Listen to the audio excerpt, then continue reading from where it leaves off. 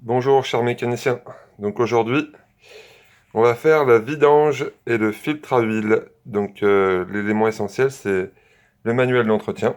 Alors, on va voir comment ça se présente. Donc là-dessus est spécifié les intervalles entre chaque entretien, donc entre chaque vidange, le type d'huile, la quantité, les couples de serrage et aussi une description donc avec identification des principaux éléments, comme on peut le voir ici, et puis une petite procédure. Voilà, donc la vidange de l'huile moteur, tout est expliqué, avec le remplacement du filtre à huile. Donc c'est ce qu'on est parti faire aujourd'hui. Alors bonjour, aujourd'hui vu qu'on est confiné et qu'on ne peut pas faire le TP dans l'atelier machine marine, on va le faire sur ma voiture. Donc aujourd'hui, j'ai vu qu'il fallait faire le filtre à huile.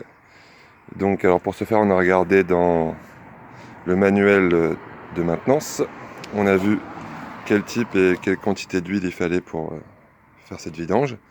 On a pris donc un bac pour récupérer l'huile polluée avec un petit entonnoir pour faire le transfert après dans un bidon qui est vide pour l'instant. On a la clé à filtre, on a des chiffons et on a quelques outils. Donc là, il va falloir retirer tous les carters de protection en plastique. C'est peut-être ce qui va être le plus long. Voilà, je reprends après. Donc avant toute chose, on va débrancher la batterie pour travailler en sécurité. Donc à bord d'un navire, si c'est de l'air comprimé, on va couper l'air comprimé et puis purger l'air et puis mettre l'arrêt d'urgence. À bord, on met plusieurs sécurités. Alors, il faut savoir aussi que si on ferme la vanne de gazole, ça suffira pas, le moteur il peut démarrer quand même. Donc imaginez si vous avez vos mains dedans, ça peut être problématique. Donc ça y est, les carters sont retirés. Donc là, le manuel de maintenance a permis d'identifier le bouchon de remplissage, qu'on va retirer tout de suite. Alors il faut le retirer en premier parce que si jamais on n'arrive pas à le retirer, on ne pourra pas refaire la pointe d'huile. On a la jauge d'huile ici. Et puis en dessous, bien caché, on a le bouchon de vidange. Donc on va mettre le bac, retirer le bouchon de vidange et attendre que toute l'huile soit vidangée.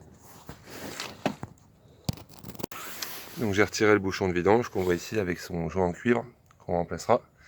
Attention de ne pas vous brûler parce que bien sûr la vidange d'un moteur se fait moteur chaud pour que l'huile s'écoule plus facilement. Donc là, on est en train de vidanger. Donc le manuel de maintenance nous indique aussi où est le filtre. Donc là, il se trouve ici. Voilà. Donc une fois que toute l'huile sera coulée, on va pouvoir le desserrer et puis remettre le filtre à neuf. Alors j'ai mis la clé à filtre. Donc on vient serrer ici sur le boulon pour qu'elle serre bien le filtre. Et voilà, il faut s'y reprendre plusieurs fois pour desserrer. Alors le manuel de maintenance indiquait aussi les couples de serrage. Et là on voit que c'est marqué directement sur le capot du filtre. Alors ça y est, notre filtre est sorti. Donc on n'oublie pas de regarder au fond s'il n'y a rien. Et on peut mettre éventuellement un petit coup de chiffon pour bien retirer toutes les impuretés. Alors sur le filtre, on a 3 joints. Il y en a un ici, il y en a un ici, et on a un tout au bout. Alors on appelle ça des joints toriques. Alors ils sont fournis avec le filtre neuf. Donc on les change, on n'oublie pas de bien huiler le filtre, le joint torique, histoire qu'il glisse bien et qu'il ne se pince pas, sans quoi on aura un défaut d'étanchéité. Alors pour retirer les joints, on va prendre un couteau ou un petit tournevis plat. Puis voilà, on va le sortir comme ça. Alors la partie vidange est terminée. Donc on a remplacé les 3 joints qu'on a graissés, enfin huilés plutôt. On a mis un filtre neuf qu'on a bien enquillé. Puis on va passer à la partie remontage et remplissage. Alors notre filtre est remis en place. On a bien resserré le boulon de vidange.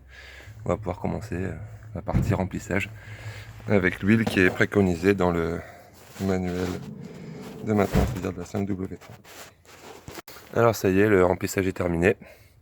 Donc on va pouvoir remettre la batterie et puis vérifier le niveau d'huile. Alors j'ai bien mis les 5 litres d'huile spécifiée 5W30.